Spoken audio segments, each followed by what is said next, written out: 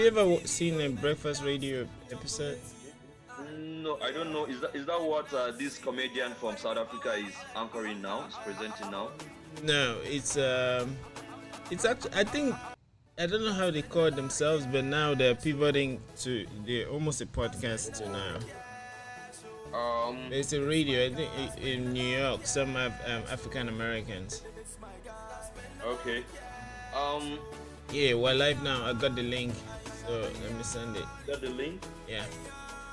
So we still have a little. How do we're not friends on Facebook, right? I would like to send you the link via Facebook Messenger. And what's up, dog?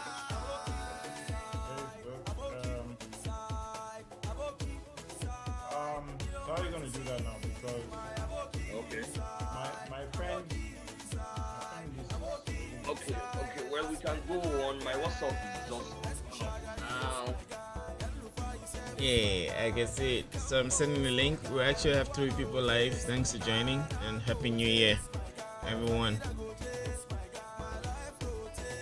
Please, you know the drill. Feel free to drop your name, city, or location so we could do shout outs. It's a beautiful year. This year has been eventful. I hope for you all too. So let's get to know more about it. We're having a chat with a very wonderful person. You yourself will figure it out what we're discussing. All right, Isaac, I'm sending to you. The link, And yeah, you know the drill. Right now, I'm saying send on my Facebook Messenger. Yeah. you can try. You can try sending I'm not sure we are. what's your name on that? Isaac Abrak. Just so that you have the link and you share it too, Okay. so that fans. Yeah, oh yeah, grab Send me a two. message. Check your message. Okay.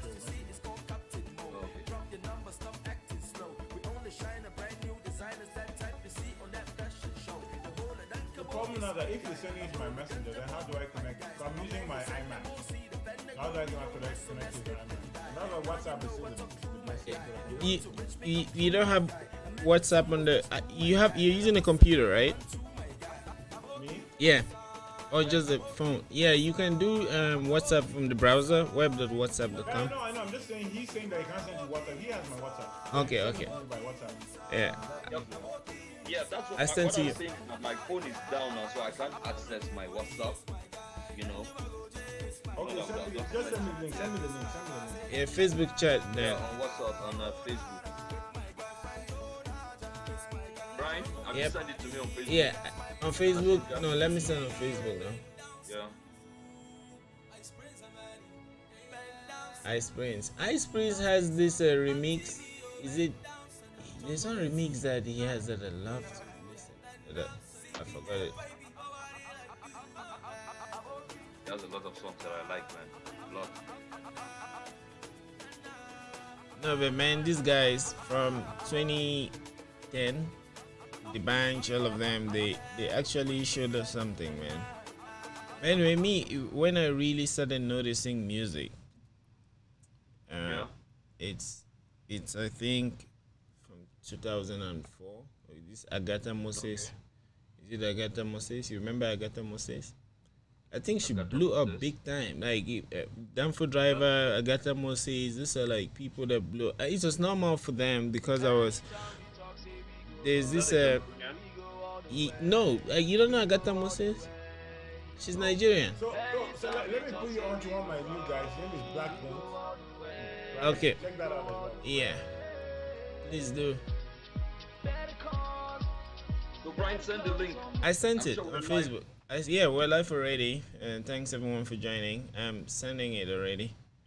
And I would please tell me the name again. BLAQ BLAQ. Yeah. BONEZ. Diamond. BLAQBONEZ. Black Bones. Oh, okay. B. That name is fascinating. You can imagine black bones, man. Bones being black.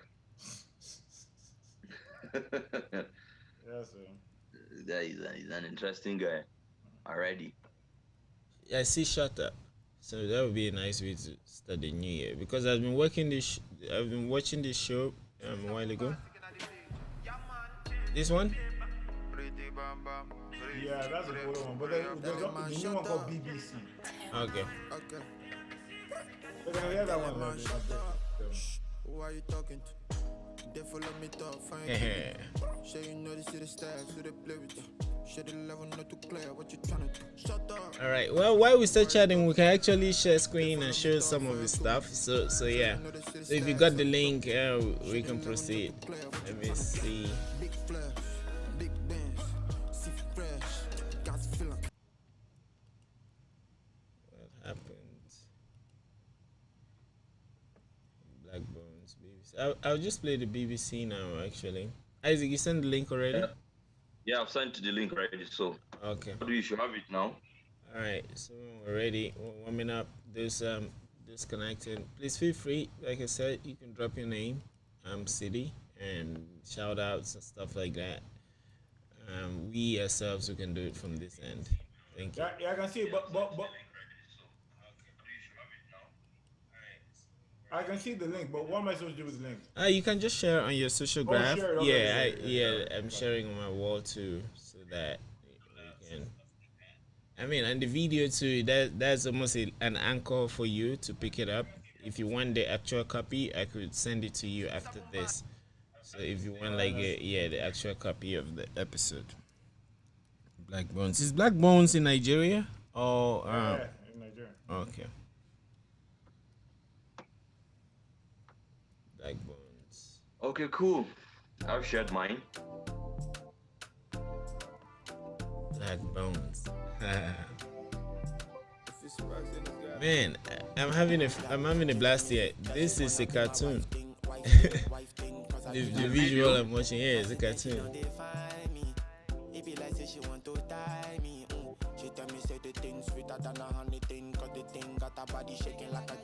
So how do when you share? I'm sure we have already viewers already waiting, right, Brian? Yeah, right.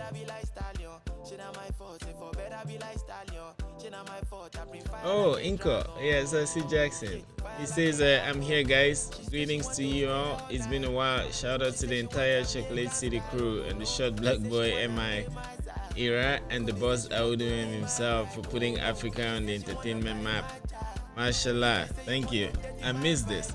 Happy New Year, Inko. Yeah, thank you, Jackson, for keeping it real. You have always kept it real with Topo Spaces.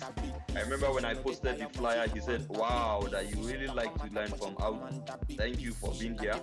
So, and also you can go ahead. You know the drill. Jackson, you've been on this show, so you can drop questions and I'll do it here. I'm sure he's going to respond to them.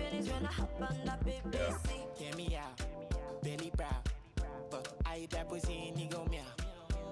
I never sleep until the morning.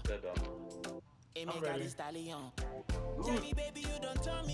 How do once again officially, formally, you're welcome to Togo Spaces Fireside Chat Show. We're happy to have you here. A lot of people when we put out the flyers, a lot of people should a lot of interest to watch the show.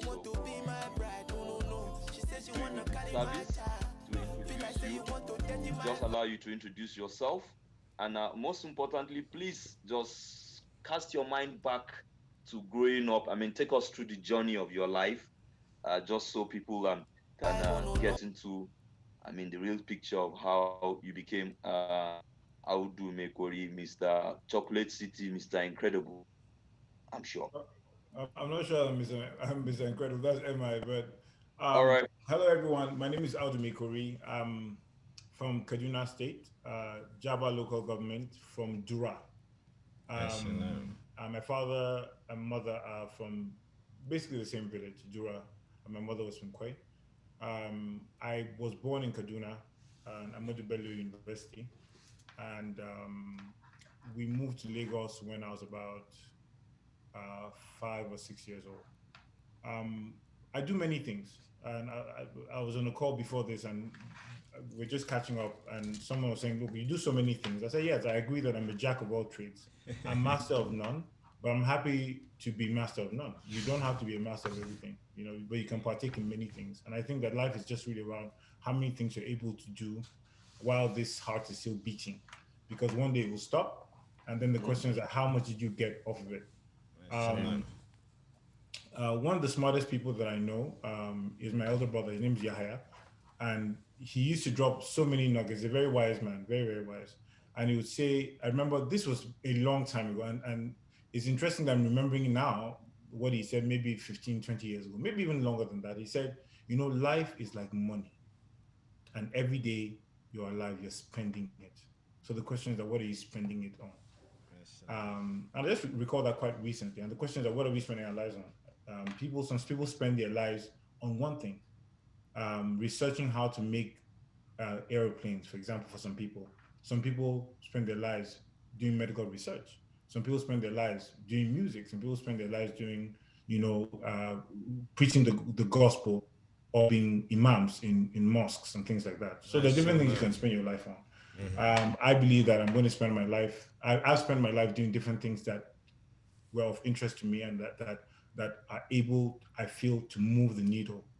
So many people know me from music, but I've done a ton of different things in my life, and unapologetically as well, because I just feel that that's what life is all about. You're spending it, so spend it.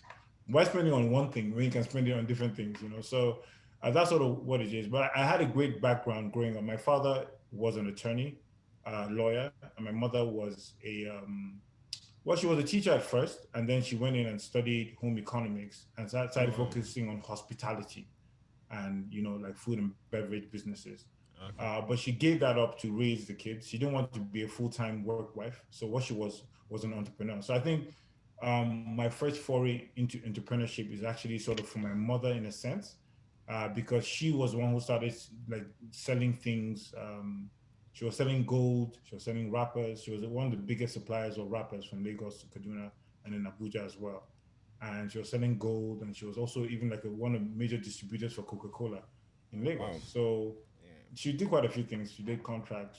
She was a hustler, and I just kind of learned watching the things that she did. And my father later on also moved into entrepreneurship, but he was primarily first in the civil service, was in the Air Force, moved to, he served his country for about 2 years in Germany, and then he now moved back and was a teacher, first of all, then went to the Air Force, then did something in customs and exercise, and then moved to do a degree in law. And it was when he died that I found out he's actually the first lawyer in Southern Kaduna. I never even knew that. I just found that out. Mashallah. It was actually the first lawyer in Southern Kaduna. And it's a shame that I didn't even know that while he was alive. Because he never talked about that. That was not a thing for him. He wasn't going around saying, "Hey, guess what? I'm the first." Like, no, nowadays everybody wants to prove that they're the first to do this.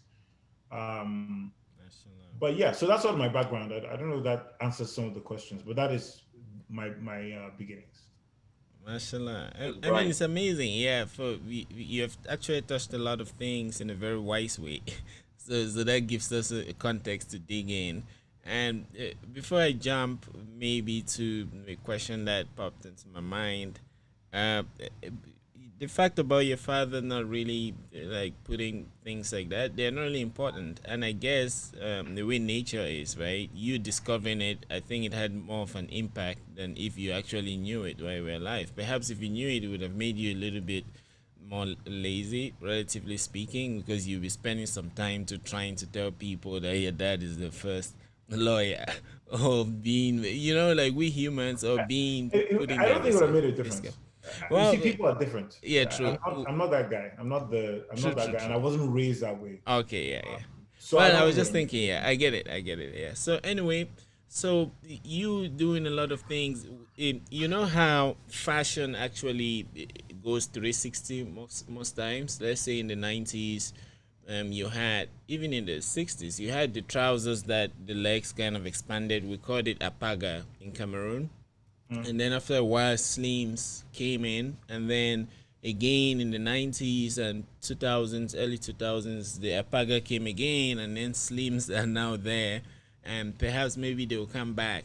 So it shows us that things go round and round. Back in the day, during the Renaissance period, and even in the acme of the civilization of Africa, we're doing a lot of things. That's why we where we are.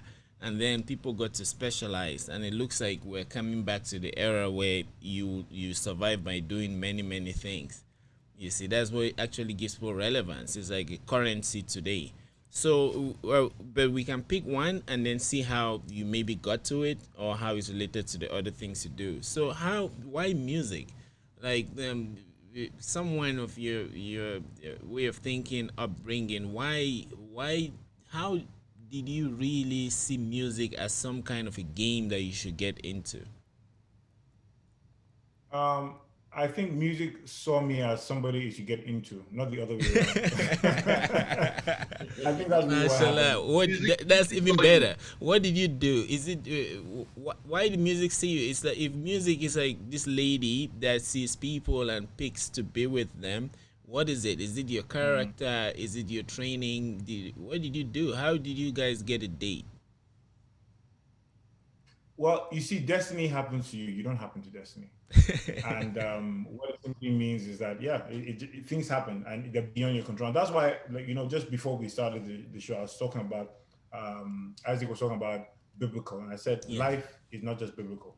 Life is about God, and God is everything, and God is as real as those of us talking right now, right? Yeah. And I think it'll be dumb for you to think that God is not real because you're not physically touching Him.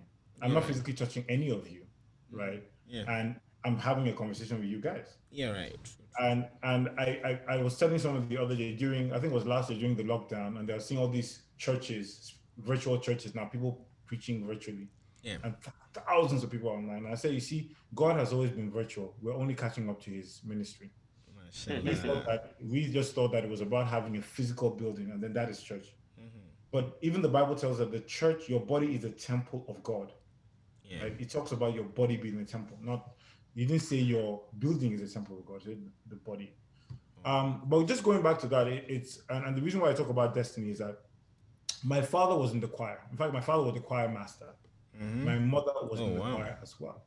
So music has always been a core part of our lives. And if you know what the choir is actually the best music school in the world. Yeah. You look at most musicians, they'll always tell you they had a background. Don Jazzy's was in a celestial church when they're growing up. That's where he learned how to drum, Mashallah. right? Yeah, think about everybody. You will find that they had a church background. Yeah. MI's father is a pastor, so music was part of their ministry. In fact, his mother is a musician as well. So it's not surprising that the kids are all very talented in music, Jesse and Emma. And just go to other stories. Is it Femi Kuti that you're going to talk about that didn't come from his parents in a sense? So I think that these things are passed, and I'm saying that it finds you. And in my case, my father was a huge collector of music, thousands of cassettes. Wow. There's nothing that my father. In fact, in my house we had as early as 1986 we had a compact disc player.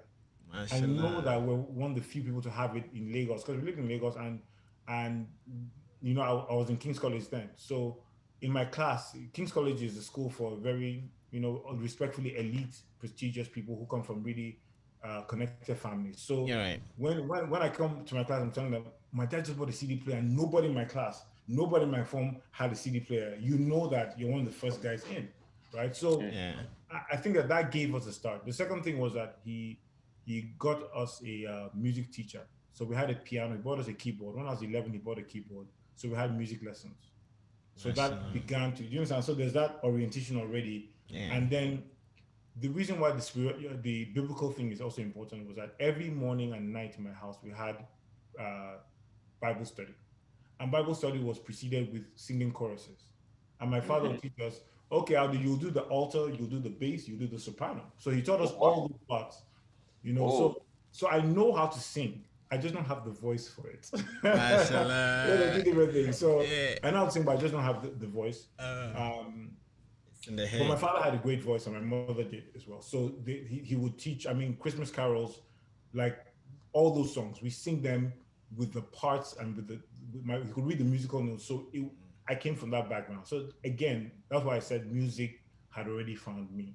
It wasn't so much that, but I think the difference, and I think this is very important, and I try to say this to a lot of people. The difference between some people that are heard about in life is not because they're special, it's because they were vulnerable. Do you understand? Many of No, us I want don't to go understand. for the assured win. So many people growing up in my era, because remember when I was 11, 12, 15, this 1986, 90, early, when I was university, I was probably 17, 17 and a half. This is 1991, 92, 92, right? Now, how many people would say I'm going to do show business at that time? Very In a few. home, in an era where if you're doing music, you're seen as a bum. Did that even exist? You It see, wasn't even that's why I existing. asked you the Yeah, question. Yeah, Yeah. because I yeah. really wanted to I- see it didn't the exist, and the I'm saying vision. that I'm blessed to have the upbringing that I did because my father in 1986, I was over that time, bought a volume called Entertainment Industry Contracts, right? These Oh, volumes were expensive. They're not cheap at all. I think they even right now, if you're buying those volumes, they're about $25,000. oh wow, It's a volume of about 6 books, right? So it has film, publishing. Let me see one. mashallah, I have one. I have yeah. Let me. I have it here. mashallah. So this is one of the volumes. This book. Uh huh. This book. You can see Wow. it. Uh So huh. you can Google it. You see it. It's called Entertainment Industry Contracts. And the Okay. first, I was 11, 12 when I saw this. I always wanted to be a lawyer. I'm like, wow. So there's entertainment. Lawyers can do entertainment industry. Wow. So imagine Mm. how that changed my thinking. Yeah. Right. Because my father is a lawyer, accomplished one. He has music collections. He's always recording music. He's buying music gadgets. He has a music teacher for us, right? And then he's also ahead of his peers when it comes to even the practice of the law, because I don't know many lawyers in Nigeria in 1986 that would have bought anything around entertainment, which was almost non-existent in Nigeria at the time. Yeah. Right. Mm. So that helped.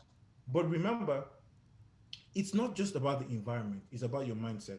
Yeah. True. So being able to take the risk at doing what most people would not dare do is the difference. Of Mashallah. course. That's the difference. Exactly. That's all Exactly. the differences in life. The difference is that somebody says, you know what, I don't care, I may fail, but I'm just going to try it. And most Yeah. people are careful. I'll just do the degree, I'll just get the accounting thing, I'll just work in and I struggle between those two things. Yeah. Right. Because in a sense, I always want to be a lawyer ever since I was 4, 5. I knew I was going to be a lawyer. Start. But I do just listening to you here, Hmm. you know, and your privileges. One would just think that you had nothing. There wasn't much of a risk that you were taking then. You know, if you had failed in the music, you still fall back to your father. He was rich. You had rich friends from King's College and all of that. You know, I mean, so I really don't see such a big risk there. I just see that you are driven by passion. Um, well, I don't think that you're right because I'm not the only person in King's College that this thing, but in King's College, I'm the most prominent person in that field. Why am I the only person who did that? Why? How many people went out of their thing? So I think you need to understand that there's that. After all, when you think about how rich people behave, rich people go for the most convenient thing, actually, which is Mm. saying, my father's a lawyer, I'm a lawyer. I'll just stick and do my regular law practice and be successful. And that's what I'm saying. I had to struggle with both of those things. But when I go deeper into my story, you understand that I've always taken risks, always. Nice. So tell And us, what was your motivation? You know, despite your privileges, to take those risks, and would like you to. I don't like that word privilege. I don't like that word privilege because Brian, you are in America. Give me another word. The other word I is don't like the word privilege. privilege because All right. it denotes. All right. The other word is But I privilege. understand what you're saying. I understand So what you you're saying. understand what I'm saying, No, all no, right? no, no. I typically, and I've heard that before. But I'll say this, right? You heard my other That- word. That the way we're brought up, and that just to talk to what he was saying before, we didn't even know that we came from a rich family. Do you That understand? was what We're Brian not, meant. That's even yeah, privilege we're again. not brought up like that. That's even We better had, privilege. so we didn't think that first you clean your room, you clean your parents' room. We had house help. but those are things you do. You go to the kitchen and you clean the kitchen yourself. When guests come, you serve them. No housemaid serves a guest, right? Men and women in my family were not brought up like, oh, you're a man. No, we were brought up, and he made sure that he and my mother, they made sure that we were not spoiled. So we were blessed not to have parents that spoiled us. My father and my mother were strict disciplinarians. When I say strict, very few homes, even from shall I say less privileged homes, had the training we had. Well, mashallah, yeah, I so, see. Yeah. What? No, I said I see, and maybe we should put in point that by privilege, like here in the States, when you go take the driving test, they say this is a privilege, and the reason is because it can be taken. so privilege in the sense that could be taken away from you. And I'll get into that because right. it is a great point. Yes, it's actually a great point. I think we need to talk about that. But let me explain sort of what it was. Yeah, right, please. Is that when I went to law school, my hustle didn't start in this. My hustle started in university. It started in university. When Chocolate City was formed, I was in my year one. I used to. So the other thing that maybe people don't know is that I'm a painter. I paint and I have. Mashallah. I do all sorts of things. So maybe I don't know. Wow. Yeah, if you have pictures, I'll probably show you some of the things I've done. So I've been painting for years. I'll show you on my phone maybe. Just a glimpse of one of the things I've done. There's a walk right behind you there. Is that yours? No, that's just this thing. So this one is more recent. I just did this. This is more recent work, right? Wow. Mashallah. And okay, I actually have some things. Then this is the other one. This one was a more recent. This is acrylic. That's not on your art side is not on your Wikipedia. I didn't catch that. Yeah, I don't really talk about it. It's fun. It's just really fun. Yeah. But it's some of those things. So because of my knowledge in King's College, I was first or second in art class consistently, right? Yeah. So that's overall in my form. So when I went to university, people found out somehow because I was always sketching and drawing, and they started making me. So I used to do posters, all these posters. I used to design posters myself. At that time, there wasn't a lot of printing, so I'll do them handheld, get cardboards and do those things. So people found, just like, Audu, can you help us do a poster? So I'll do the poster. And what I used to get, they'll give me free tickets to the concert, right? Or they'll say, oh, here's something to do that. But that was already, so that hustle mentality had already been there. Now imagine that if you came from a family that was privileged. I now see that why you don't recognize the privileged part of your being. None of us were brought up like that. None of us were brought up. Something that, and I think my father was deliberate in it. He didn't want spoiled children. When I was 15 years old, my mother used to supply ginger from Kwai to Abeokuta. So they'll buy the ginger in Kaduna, and that's the same hustle mentality. Remember, my father owned a piece of a bank. He was not a poor man, but she was hustling. Why was she hustling? Because it was in her mind that she needed to do her own thing. Mashallah. You know what I'm saying? So that's sort of how the thing is. So one time my father said at 15 that I should jump on, those trailers, those big trailers that carry ginger. Yes. I should jump and go to Abeokuta from Lagos with them in the trailer at 15. So my mother said, no, this boy too. She said, no, he must fend for himself.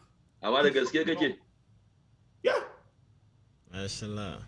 I mean, that's the spirit. That's the spirit. And that's interesting. Yeah. And Brian, let me just say this. Yeah, please do. This is what fascinates me. It was the same thing we were talking about. This guy from Cameroon, this your guy, Poise Social. Tino. Yeah. Tino left his privileges in the United States and came back to Cameroon to help his people and worked himself all through. And I also see that in Davido too. Davido's father is a billionaire. Yeah, but you see how he was able to, use his privilege, positively and build his trade, And this is one good thing that I like to talk about on this show about guys who come from those kind of backgrounds and, but yet they still go into this hustle. And you remember, Brian, we also talked about it here that, people shouldn't go about and just say, I come from a poor home, I don't have this. And, those are just excuses, right? Brian, this is your philosophy. Man, yeah. And again, I really call it a privilege. Like, you were really privileged to be guided in the sense that when I was in college here, my roommate, I had a roommate. His dad owned a chain of restaurants, you see, and he was studying philosophy too, and but he had that mindset of making his life. He did stocks. He even looked for a job on campus. Like you know, I would it mostly be like waiting in a restaurant and something like that. And to make it more general, look at countries like Israel. When the kids are at a certain age, you as a lawyer, if you trace it back even to the Republic and ancient Greeks and even the Egyptians, there's this age where all the youth, even in Nigeria, the NYC, the students thing, where you are put in the world to work. So you see that it means no matter who you are, expressing yourself through work. The world itself is created via work. So God, however we say it, God actually created us through work. So that's an inheritance. That's a privilege. That's something that can be taken from you if you die and you become dust again. Even as dust, you should be working. Because as the Earth is moving around in the galaxy, that's work that's been done. If we go back to physics, you see, so really living our lives, I think, is like being in sync with that fundamental aspect of being in existence. So I just wanted to put that in the picture because as you're explaining these things, it's making me to see how the world itself is even factored on countries like Israel. There's this guy who owns a site called Stack Overflow. It's one of the best sites for like programmers. Those are working. That's where they go find solutions. He was in the United States, but he went back to Israel to serve in the army, and he was explaining how that helped him. We can say he came from privilege, but that whole experience shaped him into who he is. You see, that's interesting. Let's just jump to Chocolate City, right? How did Chocolate City find you? And how did you work and how were you able to build Chocolate City? Before you go on, I want to say something to you, and it's because I also come from a musical background. I used to be a dancer in Table School in Zaria. We used to go to ABU as far out back as 92, 93. We go to Congo conference to dance and we get paid even while from secondary school. And so when I saw a brand built by Northerners from the North, and it was able to compete favorably with the guys from Lagos. I'm still fascinated about that. I really like to know, how did you guys build that? So like I said, it started in the University of Jos as a rave. That's what it was. It was just a rave in Jos, and that kind of was just fun to make money and have fun. But when I finished university, I went to law school. And after law school, I went to work at a firm called Chief Afe Babalola SAN & Co. And Afe really is one of the most accomplished and distinguished law firms in Nigeria. It's produced at the last count, probably the most senior advocates in the history of Nigeria to date. So it was top. When I joined, Afe was Obasanjo's lawyer as well. Okay. Now, what's interesting about that whole story is that even though my father was an attorney himself and he could have made a phone call to get me to a new law firm, again, that's not how I got my job. My job was simply by my hustle and God's muscle, right? That opened the doors for me to get into the law firm. Because at the time, my father was like, maybe I'll call Gani me, he bought much. I don't want to do that. I don't want to do the regular practice. I wanted to do something exciting in the areas of law. I didn't just want to go and be shouting human rights. That wasn't my thing. So I got into the firm, and while I was at the firm, my business partner, Paul Okubo, and I, we met in University of Jos, by the way, and we shared common interests. We shared the love for music, and I used to, at that time, do amateur production. So I'll find an a cappella thing, and then I'll have him rap, then I'll rap on a song, and basically freestyle stuff. So we should just play around with the music thing and do all these things. So we formed something called the Guild of Artists and Poets. And the Guild of Artists and Poets was created out of the need to create a place for young creatives to get together and share knowledge and to expand their knowledge across different things in life. So the Gap started with me and Paul. Our first meeting was 7 people. 3 months later, we're doing 40 to 50 people every week. Every week in Abuja, 40 people will gather somewhere and talk about and do things. So we would have rappers, musicians, would have poets, would have novelists, all sorts of things, right? Also people working in that. And Gap was the foundation for creation of Cholcolate in a sense, because then we're now meeting all these creative people. Through Gap, I met 6 Foot Plus. I met, in fact, one Gap, we had Style Plus come in and perform. We had Two Face and Plantation Boys come in and do something. We had Terry the Rap Man. We had, Moodna never came. Then we had Stranger. Yeah, Abuja Boys, you know some of these guys, if you're in that way. So this was sort of how, and what I started doing was giving free legal services to some of these artists who'd go and sign. Like one of them had a record contract that had no expiration date. So I came in and I helped him get out of that contract. Oh, nice. It was free. He didn't pay me. It was just free. But you see, again, this is my principle around doing business. Add value and money will come. Mashallah. If I asked him to pay me for my services, he couldn't pay me for the service. And I wouldn't have learned that particular situation either. Yeah, so in the long term, I gained as much doing for free for him as he gained by getting free legal services and being free. Because it taught me, so I was now beginning to see what the problem was. Like, okay, there are no record labels that rep people. Number 2, when I look at some of the biggest artists at that time in 2004 or so, it was now beginning, like Two Face was now, then P Square, you're just starting around the time, and D'banj and Don Jazzy were, starting. Yeah, right. But I noticed that Two Faces were Benway boy. He was in UJ with me. We're age mates. Two Faces are the same.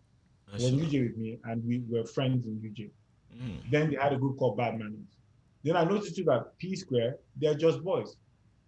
Incidentally, P Square danced for us when I was in university at a show that we did. They're called Smooth Criminals, and they used to do Michael Jackson routine. Right. Yeah. And I recall one day, I think it was Peter, and I always confuse him. I need to delete this so you don't hear me, but I always confuse him. I don't know who's and one time Peter was like, Audu, do you have, because I had a camcorder then. So he said, do you have the footage of that thing? Because I had the footage of them dancing. All right. Yeah, with them doing the Michael Jackson stuff. Anyway, so I was like, all these guys are novelists, but they keep moving to Lagos because Lagos is where it happens. But we know the talent is here. Yes. So why don't we create something that can also capture the talent here? So 2 years later, I registered Chocolate City. I just received my bonus and just started to register my own company. And Chocolate City was the name that I remember from the university. Like, yeah, I'll just do it. And I brought in Paul and my brother Yahaya. And I'm like, look, let's do this together. So we agreed. We said, okay, look, we'll do a management company. These artists need management, right? And the first person we actually started managing was 6 Foot Plus. Oh, wow. And it was 6 Foot Plus that connected us with Jeremiah again, because 6 Foot Plus played me Nabaka, and he said, "Oh, this is a song I did one time." When I heard the song, I said, "What the hell is this? Who's this guy?" Right? I went crazy, and which further reinforced the thing around the talent. Yeah. Right? Because there's Style Plus at the time, there's HBK, there's 6 Foot Plus, there's Mode 9. These are all Northern boys. Idris Abdul Karim is a Northern boy. All these guys are Northern boys. So I'm like, so where is the place where we can get these Northern boys to at least rap? Can't we do this from Abuja? So that was sort of the thinking around creating Chocolate City was to that. But Chocolate City was not created to be a musical label. It was a 360 entertainment company. And the idea was simple. We would do things in talent management, in music, in content and TV, and just around entertainment. Mashallah. So that was our vision. And this was articulated in 2004. I wrote something called the Chocolate City Manifesto. Not the business plan. I didn't have a business plan. I had a manifesto. What are we trying to achieve? And it was I mean, I still have a copy of it somewhere. And I wrote that down in 2004. This is what we're trying to do. Yeah. This is what we hope to achieve. This is how we're going to achieve. I would love to capture that, and we can put on a page so people should see the spirit. Imagine when I listen to you on my notes here, I have stuff, music, painting, law. I see music helps people. It helps organize your sense of harmony. It's like if you're in the gym, leg work, we do this. So music, a lot of like people that have done great things, how they put it together was very, very much in alignment with how they maybe related with music. You may not see it in the biography, but if you go even like to the Republic, I keep quoting that because I'm chatting with the lawyer, you'd see that they specified mathematics for you to understand how to structure things and then understand music so you can put them together. So, but now, you as this person who is really at the center position in entertainment, I see you like a scientist. And scientists, their work is research, continuous development. And then you will have things like low-hanging fruits that they can solve at early stages. And then you have like other fruits that are far away that they need to solve to keep the enterprise running. For computer science now, it's things like AI, blockchains.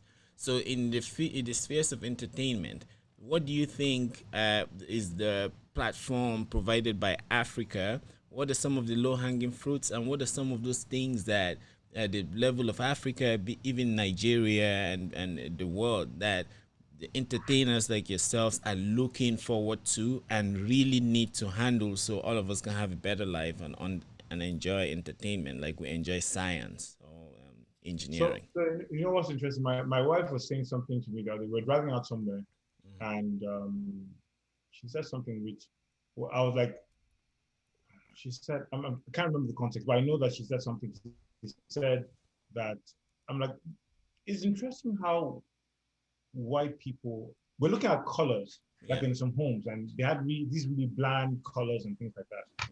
When you come to any of my houses or any of the places I stay, they're all very colorful and bright, right? There's always going to be something around that, because I think the ambience is important in even making you happy. So when you go to a room that's dark and brown and, it also dulls your mood. And when you go to a place that's kind of bright, you also, it lifts your mood, right? Yeah. And I said, white people, they're funny. Sometimes their Caucasian tastes are quite different from our African tastes. And I say, yeah, because Africans love colors. And white people are more conservative when it comes to color. And when you think about it, it makes all the sense in the world, right? Yeah. Look at this hat that we're both wearing. That's what I was looking at right now, right? Before you mentioned it. Colorful, right. But if you see the hat of a white man, is a black straight cap. Yeah. Usually. Or gray. Right? If you see a lot of colors, you see that. So we have an innate flamboyance, which is born out of our creativity, because we are at the cradle of civilization, right? The first people came from East Africa. And that's why when you see East African beads, you see them very multicolored, if you notice, very colorful. We're colorful people. That's how we were made. Colorful from the rainbow, right? Yeah. So our creativity is the biggest thing that we have as Africans. Mashallah. That creativity shows in our culture. And our culture is our authenticity. And that's what distinguishes us. That's what we used to log in. And that is why the world relies on the social capital or the cultural capital of Black people to scale anything in the world. Look at any sphere of endeavor. There's a Black person who adds spice to it, right? So while the Caucasians may spend years doing deep research and stuff like that, when you want to scale a platform, it's Black people that scale it. How do somebody just listening to you now will say, this Black man is overfilling himself? Can you give us instances? Oh, there are billions of them. When you think about when you think about even the fashion world today, right? When you think about the music, isn't Afrobeat now the hottest genre in music in the world? It is. So is it that we never had good music before? No, we didn't have the connectivity. That's the only difference that we didn't have.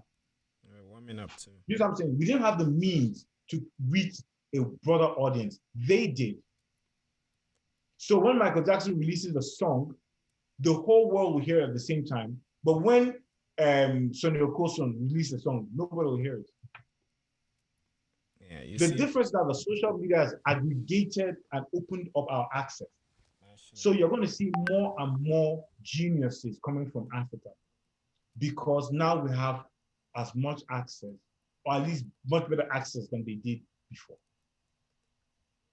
Am I right? You're correct. I agree with that. Yeah. So when I say that, but remember too, I also know the things that we're not strong at. And that's why I emphasized on cultural capital, the ability to take something and make it cool. That is why hip hop music is one of the biggest and most successful genres of music in the world to date. Jazz music was created by Black people, not white people. A lot of the things that you think you're hearing, reggae, they're all Black cultural things. Yeah. When Black people take something, they are the ones who take it out across the world. And I'm saying it's specific to cultural capital, the ability to make an idea viral. Okay. Are you getting where I'm going to? Yeah, right. So I'm not saying, okay. So we might not be good on certain things. I'm saying that what are we great at naturally? What is our natural inclination, right? So what we have is this cultural thing. The problem that we've had is this. The developed world has institutions that train people to hone their skills to be much better. Yeah. We don't have that. We have an educational system that is built around making civil servants and not around making entrepreneurs. So when you come out, your parents a few years ago say, go and read accounting, go and do law, those traditions, because that's what they were brought up knowing. Yeah, wow. But now you see a young man who's never been to school, he just has a mobile phone, and he's creating $2,000-$3,000 a month from teaching content and talking about different things, creativity. Yeah, right. True. So the opportunity for Africa today, and I'll say it's a great time to be African for many reasons. One, all of a sudden it's cool to be African.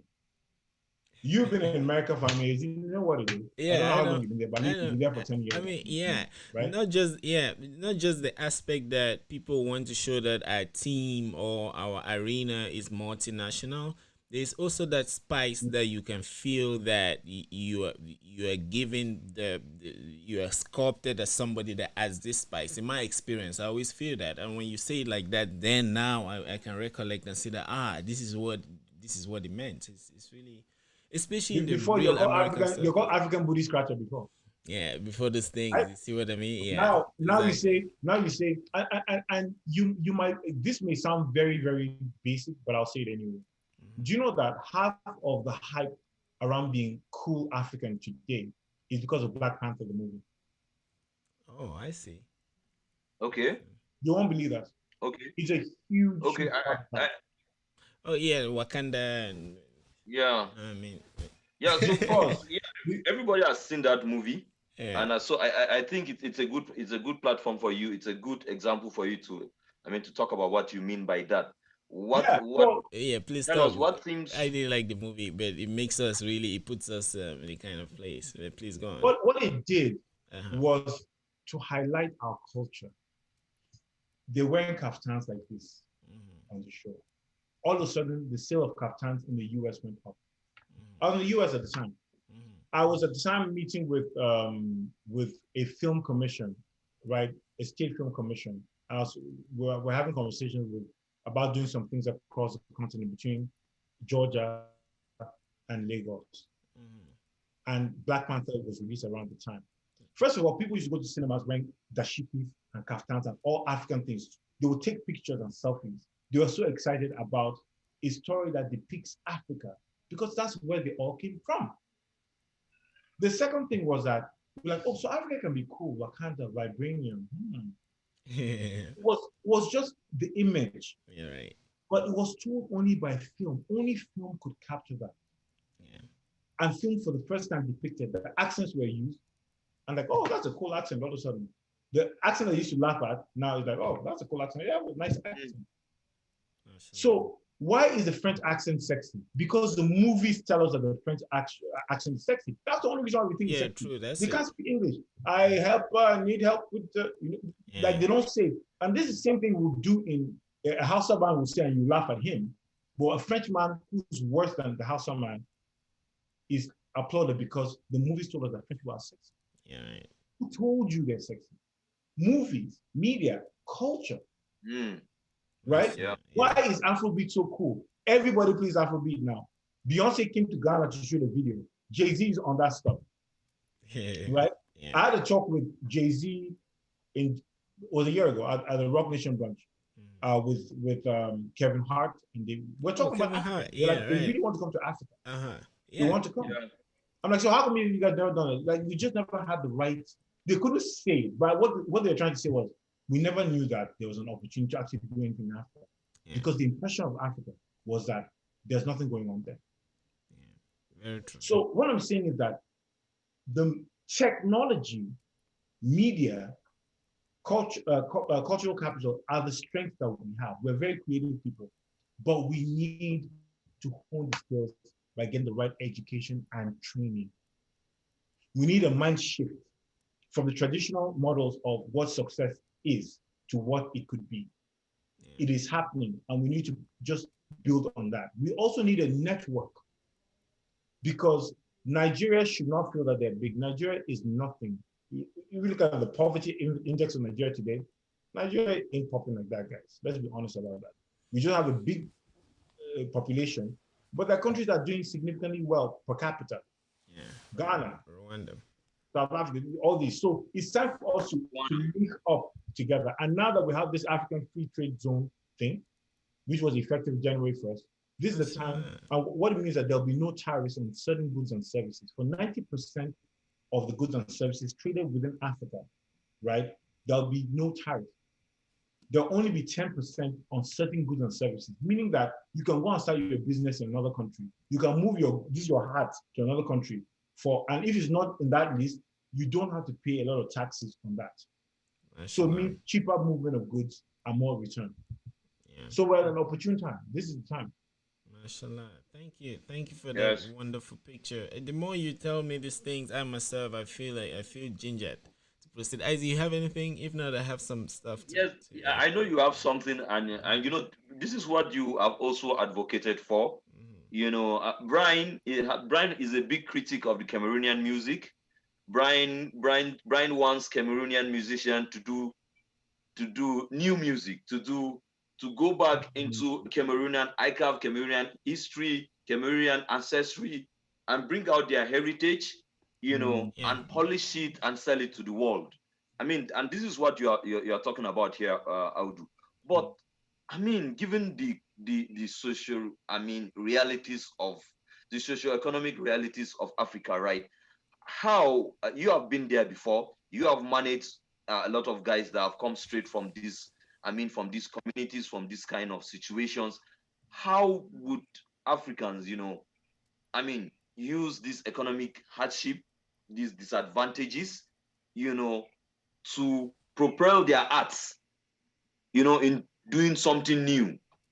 I don't know if I'm communicating, if you get what I'm trying to say here. No, I'm not really clear about the question. I'm not really sure what you're saying. How does Africa propel that? Now, what I'm saying here is that we want originality, right? Yeah. And that comes with cost. And most of the guys that we have, especially from Ajegule now, for instance, or from Mushi, or from Buya in Cameroon, who come from very difficult backgrounds, how would they, where would they find the financial muscles, to bring out their trade in its most original form? Because, if somebody is coming out with something very raw, music is more of business. You take it to a producer, the producer says, no, must be a dance hall, this must sound like whiskey. If it doesn't sound like, nobody's going to buy it. And this guy does not have money. This guy is, is economically incapacitated. How does he get his art out within this? This is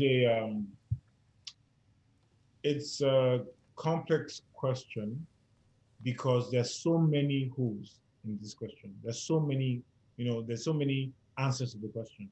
Good. But let me simplify it. The problem in life is not about money. Let me repeat. There is more than enough money in this world to take care of every single person in this world. The problem is access. The problem is access. The problem is adding or creating something that's valuable. Most of us don't create value. We just want to get value, but we don't create value. So and the other thing is about how much are you ready to invest in yourself. On social media, stars have been discovered tons and tons and tons of times before. Some of the biggest acts you find them on social media. They're just doing their thing. They don't have a couple. They have a voice, they have a dance style, they have something that's unique, and they keep doing it. So the more you do, the more people get to know about you. The more they get to know about you, the more your opportunities open for you to be discovered.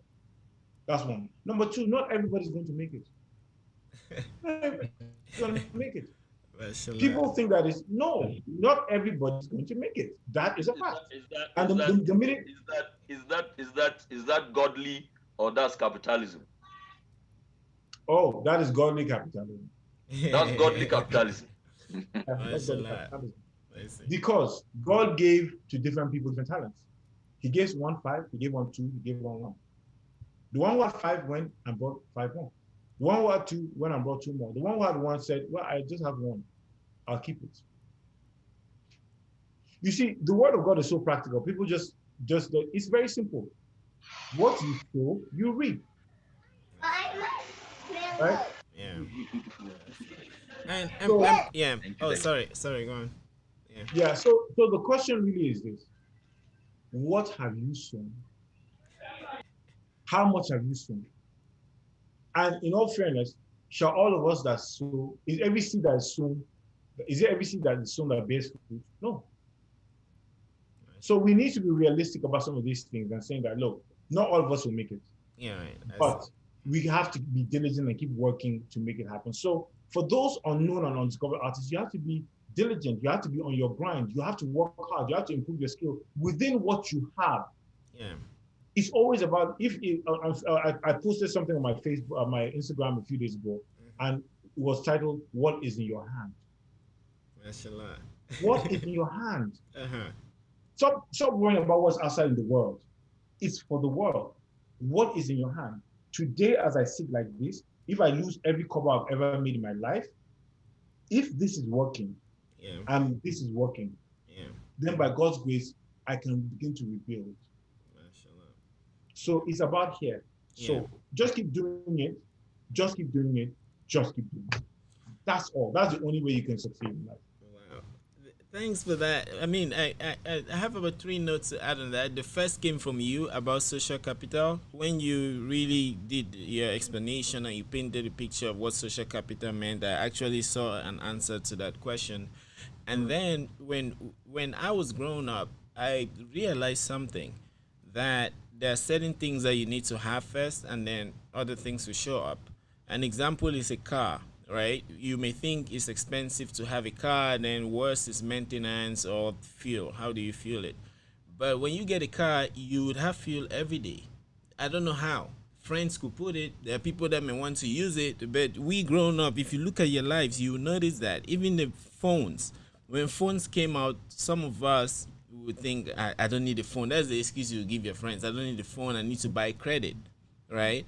But when you got the phone, you made the calls you needed to make.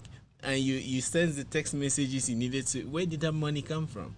So Isaac, just to contribute that, if an artist is also thinking like things are difficult, how will I do this? How will I do that when I get there? Then you see that they will be like the person that thought they will not be able to use the phone because they will not put credit, or they will not be able to fuel their cars. You see, so again, that social capital will actually see things. Actually, Brian, what you said is brilliant. Do you know why? Because I just got a nugget now from what you said. Is that you must push yourself from the level of discomfort, of level of comfort to an uncomfortable position. because when you're in an uncomfortable position, there's a higher tendency for you to do more work to maintain that position. Yeah, right. Yeah. Do you know what I'm All saying? right. Yeah, You must have reached, if you have never made a million, if you have never made 500,000 naira, sorry, let me go lower. If you have never made 50,000 naira, you won't have the hunger to make 100,000 naira. Yeah, exactly. And it goes on and on like that. So I remember that when I remember that I used to pay my rent in Abuja when I used to live in Abuja was 500K for about 3 years, right? And it was the cheapest rent. So I got in there. No, I got in there at 400K, and I left there at like 470 actually, maybe less. 3 years later, every other person was paying more for the same place, but I got in there early and I was not paying a lot. When I moved back to Lagos, my rent was 5 times that. But the money came out. Yeah. Do you know what I'm saying? Yeah. So as you move in life, you need to move to levels of discomfort so that becomes your new normal for you to move to the next level. Otherwise, if you're happy with the small that you're doing right now, say, I don't want more, like you're saying, I won't drive the car because it's too expensive. Yeah. Then you will never get the money to buy the fuel and to buy. Do you know what I'm saying? So credit, all of those things. Yeah, it's Okay. yeah. That's Okay, Brian, do I say something now? Yeah, please go on. Yeah. Hello, Brian. Yes, Isaac. Can you hear me? Yes. On, so how do you see now? I mean, he's here now. He's my brother. He's a Chongai man. So So how do we speak? I'm happy that you drew example from yourself, but I want to hear example from artists you manage in Chocolate City. I want to hear the realities, the successes, how you people manage this. I mean, how you people struggle through these realities in Chocolate City. Because we have artists. I mean, there are a lot of artists in Southern Canada that say, how do you have to fear bomb? You have some kudu have to fear bomb. Now, I mean, hearing from you now, they will learn. I mean, tell us in Chocolate City, how did you build? How did you guys struggle? How did you manage, with the little resources that you people had to build such an empire? We'll call it an empire because we're proud of it. Well, let me answer the earlier question around how do you and things like that. The truth about what does that mean? I didn't hear that one. I was a little bit. So basically, it's something saying that. Okay, let me translate to you. That guys. Yeah. Go ahead, Audu. Go ahead. Oh no, you go ahead. I mean, you said it, so you might as well. You might as well say it.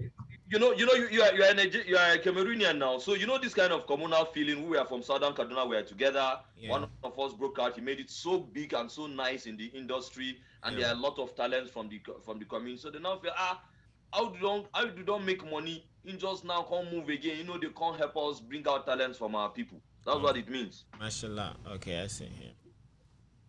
Yeah. So again, I've tried to be professional in my business.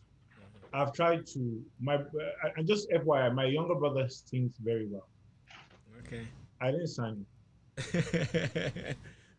It's a wonderful start. I have a cousin. Why are you laughing? Is that why should you laugh at that? You should sign his brother now. Because it's an example of the saying that Africa is a communal living. It's communality. We live together. We help each other. We're not capitalists. And that's why companies fail. Yeah. Because you're running a charity. Yeah. In terms of hiring people, I've hired people from my area several times. But in terms of the talent, it is not a conversation of only myself. It's a conversation of a team and being able to sell something that's unique. And until I find those people or that person, I won't just sign him just to say, oh, come, I've given you a deal because you're black. It's wrong. Yeah. And that's why businesses fail, because you're taking your brother and cousin for nepotism and you're not thinking about it. Secondly, the company is much bigger than me. It's not just me. I've worked as a team with people, right? And sometimes when you are as Oga, you overdo your organess, you fail, because if people sign on to something that they don't believe in, it's not going to be successful. But I don't want to make a distinction between somebody from Kaduna and somebody from Taraba or Jos. The first 3-4 people that I signed were between Jos, Taraba, and Plateau. So for me, that's who I am. And I didn't sign them because of where they're from. It helped that they're from a region that was the north, but I signed them because of their talent. But having said that, there is actually somebody in Kaduna that I've signed. His name is DJ Cinch. And he's there, and the other guys are helping out. I don't like to boast about it. No, you're talking. No, you should be talking it too, because we want to hear, because we have a lot of talent and people are looking up for you to sign them. No problem. But those who know. I've done several things, whether it be talking or mentoring and things like that, and just to help stimulate that, because I feel what we need more than even the talent is more Audus that will set up the talent. They need more entrepreneurial stuff, because talent is a dime a dozen. But how many people can actually push? Because it costs a lot of money to push an artist. It does. Yeah. So, and I recognize that the charity needs to begin at home. But for me, the charity is that how many people have worked in Chocolate City from Cotonou? I can name them. Quite a few. They've had skills and they're doing well by themselves now. So for me is even the more important thing that I can control than the charity. Because guess what? If the artist is not sellable, he's doing Fisher. Like I like Fisher, but how am I going to sell Fisher? Do you understand? How am I going to sell Fisher? I can't. What I can do is promote him with shows, but I can't do that. That's not what my company is all about. So I'm not going to change my company model to fit somebody's should I say emotional appeal. Yeah. It doesn't work like that. So I hope that clarifies it. I'm happy you asked the question. And maybe we'll think about that. But yeah, so you guys support DJ Cinch, badass guy, he's doing quite well. But beyond that, let me talk about how we started. We started from what we had in our hand. I mean, you may have missed when I was telling Brian that I posted something. So if you guys follow me, go to Instagram. My name is Audu Maikori. My name is Audu Maikori everywhere. So it's either at Audu, whether it's Instagram, Twitter, you always see Audu Maikori, same name everywhere. And I posted something on my Instagram and I said, the post was, what is in your hand? Yeah, I remember. Right? Yeah. And it's taken from the Bible again, when God appeared before Moses in the burning bush, and he said, what is in your hand? And he said, I have a rod. He said, throw it on the ground. And what he had was what was converted to become a snake. And that snake swallowed other snakes. And was the first sign, the first miracle of greater miracles to come. Yeah. You that want to be a billionaire, what is in your hand? Whatever is in your hand is what you use to become a great miracle. So when you go back to my story, what was in my hand was being able to paint and write and to jot. And that was in a way what led to Chocolate City today. Because if I hadn't used that skill, that I was doing concerts and things, and people started pulling me to ask me to do promotion, I wouldn't have learned the skills that qualified me for the next level, and for the next level. Many people think that success is some miraculous thing that happens. There's a halo that comes from God and lands on your head. Then all of a sudden you're brilliant and you're successful. No. You're successful because of what you have and how you use what you have to go to the next level. And I always tell people that your next opportunity is from where you are, not from where you want to be. Because where you want to be may not materialize in the first place. So what we did was bootstrap. What was in my hand? I'm an attorney. I've done free contracts for artists. I've learned the problem with artists. I begin to understand what's going on with the industry. I'm developing. I've given a platform where creative people come together and they develop themselves. That's information. And then I registered a company with no kobo in my bank, with my bonus, just to make sure that I had a company that could do something. I'm building. Then I manage an artist who's not as if the money is coming, but I just love his music and I wanted to create value for him. Yeah. That is 60 plus. Yeah. Then he connects me with Jeremiah. Then I sign with Jeremiah again, right? And then we go out and we begin to promote with what we have. Yeah. Right? And that begins to bring, after 2 months, 1 or 2 shows start coming. And the very first show we did was in House on the Rock. I remember that we paid 50,000 naira, and this in 2005. 50,000 naira. 50,000. Like 200,000. Right? That's big. And I think the dollar was like 100 naira to the dollar. So it wasn't the biggest amount, but it was money. Yeah, but I mean, at that stage, when you start something from nothing, even a drop, even thank you is enough. Oh, you see what I mean? Yeah, right. That was a huge drop. Yeah. And then from then on, it began to snowball, right? Yeah, and right. then before you know it, we're number 1 in charts. Wow. Less than 7-8 months later, we're charting in Israel. were winning hip hop wow. world and nominations. Uh-huh. All these things were happening. Yeah. But the bootstrapping was that it started with even a loan. I had to take a loan to start the business. And I recall very well, and one of the reasons why, just going back to the point around privilege, was that I'm working at a law firm. I'm probably one of the hardest working people in the law firm, right? Because I was a new lawyer. And new lawyers have to prove themselves. So they're running around doing all sorts of things. No one shows you the shortcuts. You have to like work for them to even tell you that this is a shortcut. Exactly. So I see, You have to. Right. So I'm doing this, and then in the middle of this, I'm saying, I'm going to leave this paid job. Now, when I left fully to focus on setting up Cholcolate in 2008, I was a consultant in a Canadian firm that were doing multi-million-dollar projects. The smallest project we used to do was $30 million. Oh, wow. Right? So I know among my peers, nobody was earning the salary I was earning. I was earning in US dollars as well. So I was doing quite well as a lawyer. I worked on the railway concessions. I worked on the Nigerian Post Authority concession. I've done Lagos Rail Mass Transit, all sorts of projects. I even worked in Sierra Leone. Oh, wow. So I was not doing bad being a consultant and working in these great projects with the World Bank and the BPE. But I was restless because I wanted to do something. I wanted to make an impact. I didn't want to just stay there. So respond to the privilege thing, I was a privileged worker at the time. I left my privilege to go to a place where people called a sacrilege. Because lawyers don't do music business in Nigeria. My boss told me that if you do this business, they'll disbar you. How can you be a lawyer? How can a lawyer like you, with all these artists, all these people running from, how can you do that? My friends used to laugh at me behind my back. Many people didn't believe it's going to happen. For real? So it takes you risk. It takes you a level of faith beyond yourself to go for you to leave something that is sure and to go to something that's not sure.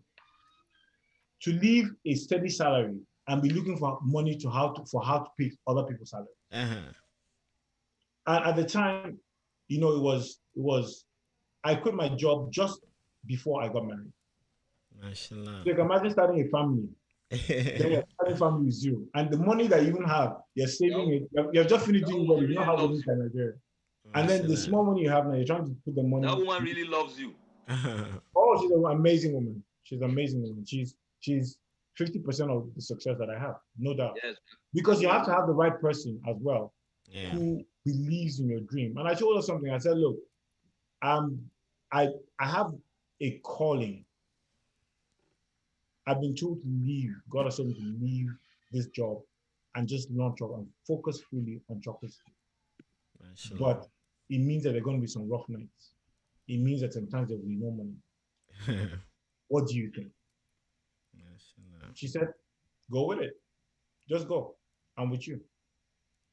And as a man, you need that. You need somebody that tells you, because I'm the provider, right? We're partners, but I'm supposed to be the head of the family. So for me to know that I'm going to leave a solid salary and go into a place that my colleagues are laughing at me, my people are saying, this thing will never work. Music business, no, there's no hope. It takes something to do that. And that's why I say that it's a huge risk. But the risk has paid off because I believed and she believed. And more importantly, we believed in God. Wow. In the work of our hands. So, yeah. Thanks. Thanks for the inspiration. Only the way I'm gingered. But let me take a moment to do shout outs. Shout out Jackson, Davis, Tavot, Dawei. Shout out to you. Shout out to Koi Lange. Ayashim, hey, Happy New Year to you too. Good to read from you. And Agent or is it Agent? Should I say it in French? Agent O Yakubuan Hatu. Yeah. Shout out to you too. Then next I have this question. Shout out Koi Lange, and thanks for joining. So I have this question that I was framing in my mind, and then when you mentioned the example of Moses, what is in your hand? Like I was inspired to actually capture some kind of a scenario. So in the Quran, right, the story about Moses, when Allah was talking to him, he could not actually. He used to stutter, so he used to be a stutterer, and he was wondering how he would express himself to Yeah. Pharaoh. Um, but the most important thing he did was to pray. He prayed to Allah that Allah should expand his lungs so that he should be able. The prayer is a very beautiful prayer that he made, or a dua, that Allah should expand his lungs so that he should be able to like speak and express himself to Pharaoh. Yeah. Yeah, and then also in terms of support, he had his brother Aaron, right? So now my question I was going to ask is about competition, because Isaac mentioned earlier that I'm a huge proponent of like I have a kind of philosophy about Cameroonian music, and I used to try to express it in terms of competition. And I was going to ask you, as a major player in the field, how some about healthy ones. But if you look at Moses' situation, he has a lot of competition to do, both from a cultural level. He was trained as an Egyptian, but he has to like take his people out, right?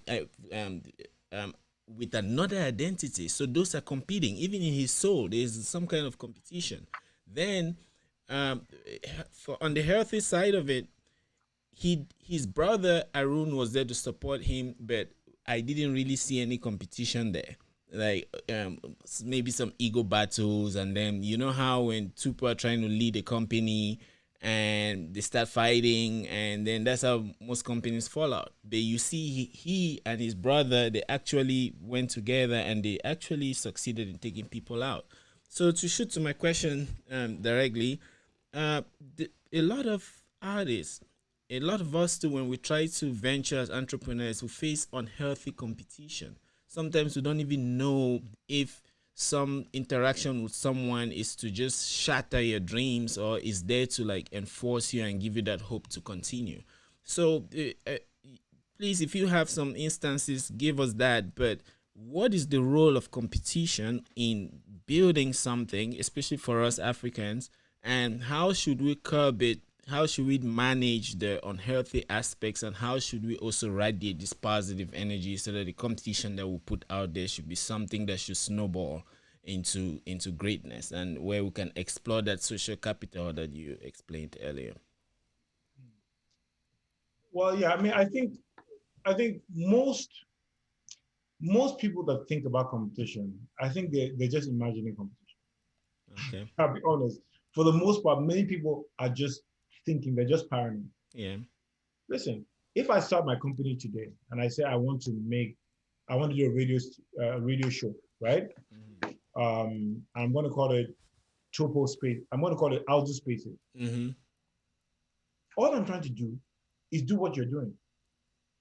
I want to build my own thing. I just want to do my own thing, and I want to. Isaac is surfing one day, and he says, Audu Spaces. This guy is trying to compete with me. I'm not. I'm just doing my own thing. Now, in the competition, we're racing like this. And after a while, we now begin to come, as we're beating other people, whether it's deliberate or otherwise, we find that after a while, there'll only be 2 or 3 of us. At this point in time, I think now you're talking about competition. Yeah. So the first question is, where are you in your life? If you're starting off, please calm down. Nobody cares about you, right? Do your thing and focus on being the best in your grade, in your field. Because once you are, automatically, you begin to be there for the top picks. So think about it this way. When we talk about writing apps today, we think about Uber, you think about Lyft. They're basically just 2 companies. They're not the only companies, by the way. There are other companies doing different versions, but the ones we know is Uber or Taxi.com or one of these guys. So first of all, when you're starting your business, please forget the competition. Forget that. Just be the best person in your field. When we started our company, the agenda was set in the next 5 years, we must be among the top 5 music businesses in Africa, in Nigeria.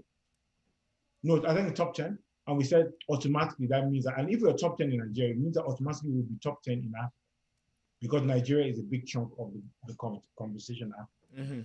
Yeah. Right? And within that time, we actually exceeded. We're the number 1, number 2 at different given times. But there wasn't some company I was saying I want to beat. I wasn't interested in that. Secondly, our business model was different from people are talking about record labels. Chocolate City is not a record label. Chocolate City is an entertainment company. So our revenue streams were not primarily only by music. After 6 or 7 years, 50% of our revenue streams was not music. It was other things that were totally unrelated to music. Mm-hmm. So if you are starting a record label and you're trying to compete with Chocolate City, you're competing on the wrong terms because that's not all that we do. Wrong premise. What you should do is create, if you want to create a record label, then just say, I'm going to create the best record label. We're going to focus on this, that. We're going to be the best in class in this. And you focus on delivering that. Just by doing that, you automatically are up for competition. Because then what happens then is that people will say, okay, I have $4,000. I want to invest in one of these two companies. Which company should I invest in? But you always invest in one of the best or the most promising, right? Yeah. And that's where there's a part in King Solomon, was it King Solomon said, have you seen a man diligent in his work? He shall stand among kings. The first thing you need to do is be diligent. And diligent means a continuous, consistent pursuit of improvement in all endeavors over time. That's all it means. Just keep doing it, just keep improving, and just keep moving. That's diligence. Eventually, we're talking about, we've been in this business 15 years. It was in 2019 that we signed a deal with Warner Music. First company in Africa to ever do that deal. Biggest deal. No one has done that deal with a major record label. But it took us 15 years to do that. But our target was not about that. Our target was just be the best in our class. And there are many things that we did that many people didn't do. For example, we never took loans from people. We never took any loans. Everything was just self-funded, and we were going according to our height. And there are many mistakes I made as a CEO, many mistakes, right? And one of them is that I should have married money years ago. There are offers to collect money from people like, no, we don't want that. We just want to go organic. We could have done, because we're just afraid of Nigerian banks and how expensive loans would be, or getting the wrong partner and then we stuck with this thing. But having said that, when we achieved our thing, remember, we're trying to do something for Abuja, but in less than 2 years, we were competing in Lagos with all the top record labels. When I started my label, the people there were Storm, Maven, Mohit, November, all those guys. I said, well, all awards, our names are also coming up, competing with them. Did I want to compete with them? No. I just wanted to do my own thing. And then because we did it well and God blessed us, we're not competing with other people. So don't start business with competition. In fact, in the era that we're in, it's about strategic collaboration. You're good at this, I'm good at this. Can we do something together? I mean, Isaac and you are collaborating right now. Yeah, right. Cameroon and Nigeria. A wonderful collaboration. Podcast, right? Now, for Isaac will not know a quarter of the people that you know from Francophone Africa. Yeah. Or American. And for you wouldn't know the people that he knows. Exactly. Yeah. So why go and do Topo spaces, Brian spaces, and Isaac spaces when you guys can do the thing? Exactly. So that's the new competition, collaboration. Wow. Thanks for that. Good. And we're heading towards, we're almost heading to our mark. So please, if you want to space out anytime, let us know. But we're okay. I need to space out. I actually have another. Actually, I thought this was a 1 hour thing. I was supposed to be on another discussion, but they've been messaging me, so I just told them to give me some more time. So I do have to exit soon, and I have a meeting as well in another 45 minutes. So, okay. So Isaac, how do we do? I follow up and then we try to round it? Well, Audu is a lot of things to talk about. There are a lot of things to pull out of him. Yeah. He has spoken so very well so far, but I mean, there are still a lot of things, a lot of people. I would want there is a question hanging too. Two things. Yeah. Two things. One is that the playful one first. Is that you used to come every Christmas, New Year, you come, you organize get-togethers, people come eat fish. You know, you disappeared with those things to America, and you laugh. You think it's funny. It's not funny. Africans will like. It's a very. When I said Audu is coming on the show, somebody said, I know Audu now. He used to come. A very good guy. He organized this show every Christmas. I'm jigidan so Asan Gweni go jigidan so East Borgo.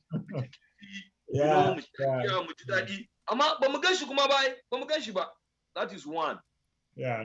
Two is that, I mean, for me and Brian, I mean, what we're trying to see how we can, I mean, harness through topo spaces between Cameroon and Nigeria, especially looking at in the creative industry. So my question would be, how best can Nigerian artists and Cameroonian artists work together, partner together?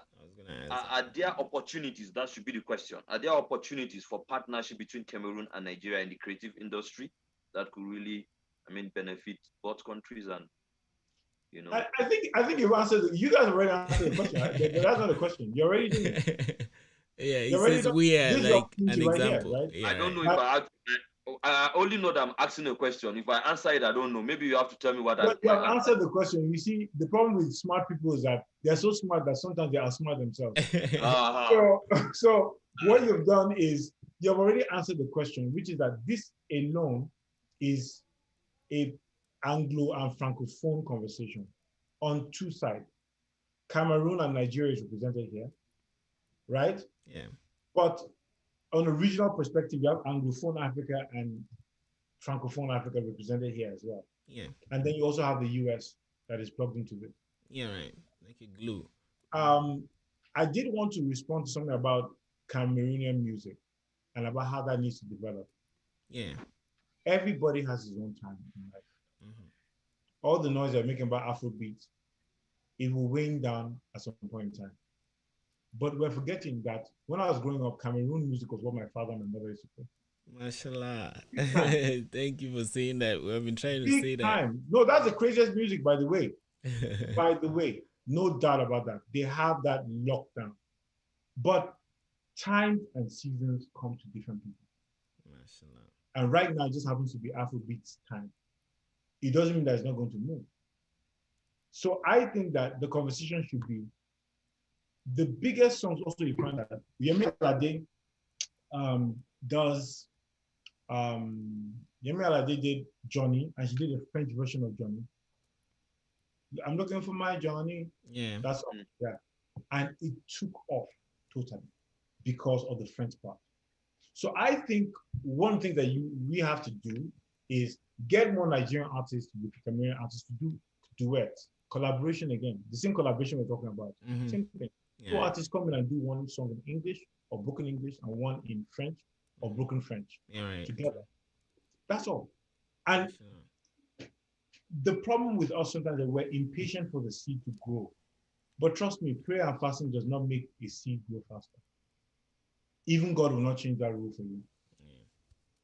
So the immutable laws of nature, what you sow, you shall reap. But there's also another law connected that when you sow shall determine when you reap. That's never caught up. People don't want to, no, it takes time, guys. Success takes time.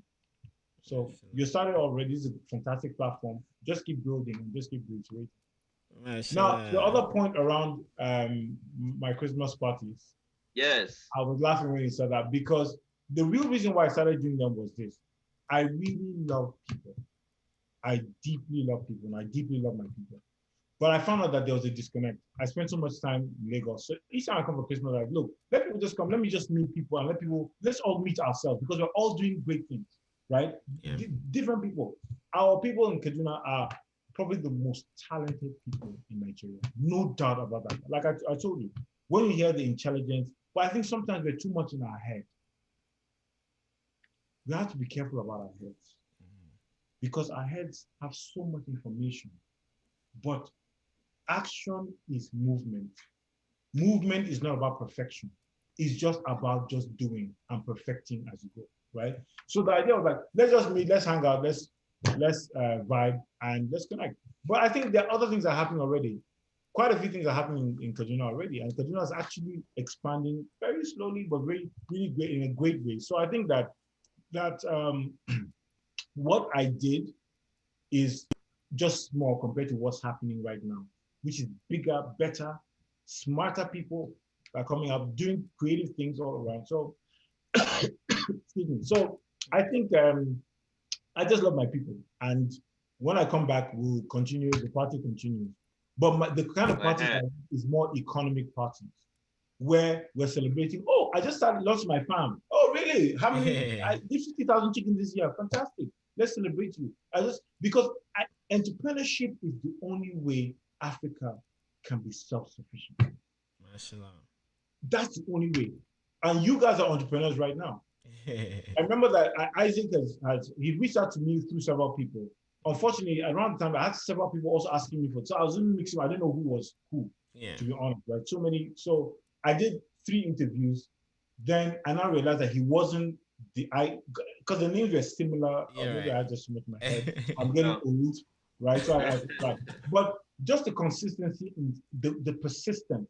Yeah. That's what success is. Success is not about. Yeah, it's just saying, I want this guy. I don't care all this noise he's making. He must be there. Now, if you look at Muhammadu Buhari, 4 times he ran for president. If I asked you to run for president 4 times, would you do it? You would not. You probably say, after the second, you say, I'm not going to do it. The turmoil of running for office, you guys should know what it means. Yeah, right. For you to spend money, the travel, the rejection, the emotions. This man did it for 4 times, and you must respect that. Even if you don't, I'm not the biggest fan of his administration.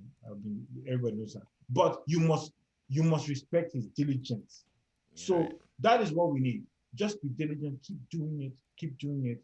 In a year's time, when we have a follow-up call, maybe you guys will be boasting about the 14,000 artists that you guys have collaborated with, and they're nice. Yeah, nice. And Brian, I saw a picture of Audu with Puff Daddy, P. Diddy, Jay-Z, and all of that. I was like, oh, great. This is somebody that our Topo Spaces need to really get close. Mashallah. Yeah. I mean, I'll wrap with that story. So that's probably in New York, I actually do some work with Jay-Z's company. Actually, one of my offices is in his office. So it's the first time I saw him in Lagos. He came for a concert. In Abuja actually. 10, 15 years ago when he came for this concert, this day festival in Abuja. And I shook hands with him. Hey, what's up? He was just like, hey, what's up? This passed.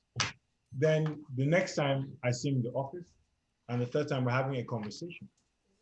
And we're talking about business. We're talking about Africa. Oh, where are you from? I'm from Lagos. Oh, yeah, I've been to Nigeria. I have a chieftaincy title from Nigeria, so we're just talking about that. And then the following year, I was so the Rock Nation Bunch is probably one of the most exclusive events in the US.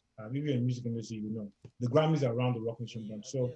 So I'm sitting down watching, just sitting down and we're having drinks and talking, and then I just had a double wig. I just paused for a minute and I said, wait, let me understand this.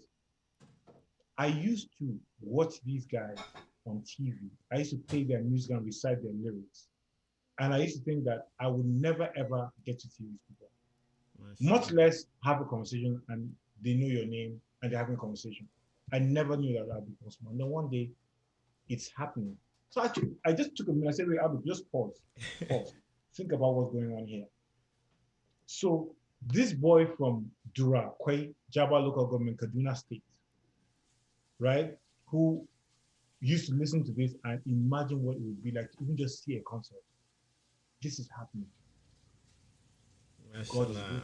Yeah, mashallah. That's powerful. It's powerful to know that your dreams can come true. But you have to be patient for God, time, and chance to happen to you. So I think for me, like, I've been very blessed, and that blessing comes from the Almighty God. And therefore, my mission in life is also share what I've learned. I hope that people that come after me do bigger and greater things than that. That's what we're here for, hoping to make it a bit better for those who come behind us. And if we can achieve that, for me, that would be the greatest success in the world. Mashallah. There is a question from the audience, so either we can read it, you answer it as the last, or I can send it to you and you can develop a post about it if you have the time. No. I mean, from the crowd. I mean, you guys have battered me for long enough. Yeah, we have inspiring. I've been in the punching bag for quite a while with you guys. You guys are very tough guys to answer questions, because each time you ask a question, my brain goes back and forth like, oh, Jesus Christ. I look at my dictionary and I come up with a response. So, let me hear from somebody who might be less Yeah. or maybe more. Actually, what am I saying? So, You see, what's the you question? when you listen, you yourself will understand. So, Mr. Ko Jackson, he's from China. Actually, He's a soil researcher. So he says that a question for Mr. Audu. The progress of chocolate city music over the years can only be rivaled by the likes of Marvin. And what was the secret that kept the group together in the early years? I think you've answered some of them. What changed in the latter years, given that the likes of Brymo, Ice Prince, and Jesse Jacks left the group? Someone like Brymo hasn't been really happy with the group since he left and had been throwing some jabs at the company. Can you help us understand this sour attitude? Oh yeah, I mean, so first of all, I mean, if you understand music business, guys, there's no record label that doesn't have this thing. Go and search. Go and search. There's no record label that doesn't have that. So I think it's many people got excited because it's new to them. But even Megan Thee Stallion, there's a Rock Nation, had issues just a few months ago with the label. It's a standard procedure that parties come together and timed and things change. So that's not news. Um, the second thing around artists have contracts. The contracts are for a time. When your time is up, do you stay in slavery? Do you stay in slavery in a place because, oh, they signed with us? No. Many of the record label, biggest stars that you're talking about have jumped different record labels. A label is a platform and a partnership. Once you're done with that stage, you either continue, renew, or you exit. That's all. So I don't think that is a big issue. But even Brian Moore has recently apologized. Go on Twitter, you'll see that he has publicly apologized for all the things he said about Chocolate City. And indeed, we're talking right now about several things. So go on Twitter, follow Brian Moore, my friend from China, and go and see what he's saying and what he said. He publicly acknowledged and apologized for the things that he said because he didn't understand what the hell he was talking about. His accusation with the label was that a song that he put out, there was a technical error with one of the songs. Now, just using common sense, I've invested millions of naira in the artist. I'm about to release a song, which is how I recoup my investment. Why will I sabotage my own release? Simple. So there's a lot of misconception, but if you look at the record industry, they are time contracts. And one of the things I've never done and I'll never do is I won't hold someone to a place when it's time for them to grow. When you get uncomfortable and it's time for growth, what you do is you support the people. Do you understand? So they have, MI has gone record labeled now. Ice Prince has record label, Jesse has record label, and they've all been supported by Chocolate City. It's never, we're still brothers, we're chatting all the time, we're still doing business together because it's more than that. The music is what brought us together, but the future is what will keep us stronger together. So I don't think that that's an issue whatsoever. Mashallah, the legacy stands. So yeah, I mean, from my end, thank you so much. This episode is actually, it epitomizes our core values here at Double Spaces.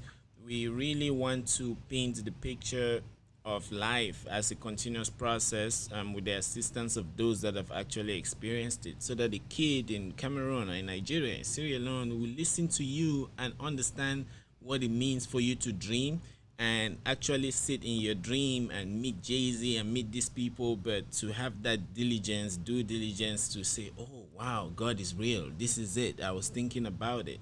I've experienced it. I always wanted to program computers. I remember when I worked with the World Bank too, and when I got my first job, I sat there with my bosses. I was like, oh, is this me? Like I could not believe it. Yeah, I could not believe it. It's just really like amazing. So thank you for that, for like really painting that. It makes me feel like, yes, this space we're actually doing something. Isaac, over to you and we can close. Yes, Oga Audu, thank you very much. Mungo to say. I mean, there are a lot of things we wanted to talk. I wanted to talk about politics, whether you are going to still come back and come and run for a political position in Nigeria, which I know you should be thinking because, I mean, we all have to come back and pay back to, I mean, give back to our people. And also, maybe we would have also asked about how you won your case with El Rufai, you know, with the governor of Kaduna State. I mean, a lot of people would have wanted to hear how a gentleman like you know, a musician like you won a case against a galactical like El Rufai. You know, me, I think maybe he just left you, but that's another day to talk another day. First of all, he didn't leave me, and the truth always prevails. The truth always prevails, and so the process is. I mean, we're going back and forth. We're probably going to Supreme Court right now. But Yeah, the truth is we'll that talk look, about the it facts speak. something. The facts speak for themselves. There's no need to get excited about that. But we'll always prevail. We'll always prevail. Always. Mashallah. Thank Thanks, you, bro. guys. Yeah, It's all been right. great. Yeah, Much, yeah. bro. All right. All right. Thank you. Good, See yeah. you. Yeah. Yeah, Isaac, that was an amazing episode. I hope that Yeah. we'll continue with that spirit. It's gingered me a lot to proceed in the year, and I like um, the points he made. I'm gonna slice some of the parts and post for Cameroonians, especially the part you're talking about Cameroonian music and a lot of things because we need it now. Good. So anyway, thanks everyone. I know that's Yeah. something that is very dear to you. Yeah. The Cameroonian creative and music industry. Yeah, right. You know, there's a lot. I mean, where Makosa came from, I mean, it means that there's still a lot of things to tap for. And this is what you and I keep calling his name. Tino. Tino. Yeah. Tino, I've always been talking about. I mean, Yeah. guys, our musicians should go back and look at our cultural heritage and pull new ideas from that place and sell to the world. It's really going to sell. Yeah, right. It's interesting. Yeah. So anyway, thanks to all those listening, Kwe Longe, Jackson, all of those listening that I don't know your names. Thank you very much. Have a wonderful year. 2021 is fascinating. Like Audu said, entrepreneurship is the key for bringing sustainable development, and we are there. Reach out to us if you want to discuss or if you have something to organize, and we'll see how to bring it together. So have a good one, everybody, and see you the next time. All right. Cheers. Thanks. Yeah.